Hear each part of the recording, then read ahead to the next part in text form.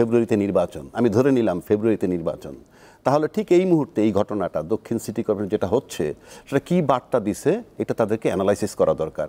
যদি বার্তা তারা মনে করে খুব positive, let it be continued.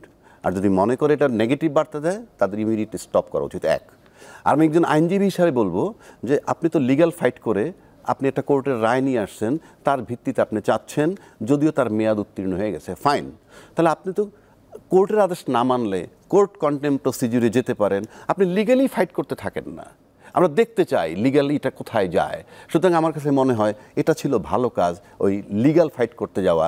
আপনাদের আদেশ মানতেছে না বা আমাদের করণীয় কি, কোর্ট ফাইন্ডিং দেন, এই পরিস্থিতি বলতেছে, নির্বাচন কমিশন বলে এই, কোর্ট বলেছে এই, অ্যাপিলেট ডিভিশন বলছে এই, সব মিলিয়ে আবার আদালতে যেতে পারে। এটা হলো ভালো পন্থা যদি আপনি আইনের প্রতি আপনি শ্রদ্ধা দেখে আগাইতে চান।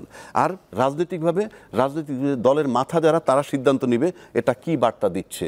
যদি নেগেটিভ বার্তা দেয়, 10 মাস যদি নেগেটিভ বার্তা যায় কি হতে পারে ভাবতে হবে। যদি পজিটিভ হয় কাজটা, তাহলে 10 মাস যদি পজিটিভ বার্তা হয় কি তাকে ভাবতে হবে।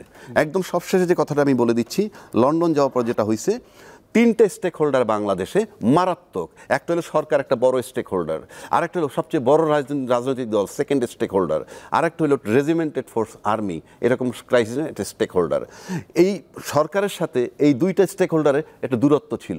লন্ডনে যাওয়ার পর সেই দূরত্বটা বিএনপির সাথে কমে আসছে বলে মনে হয়।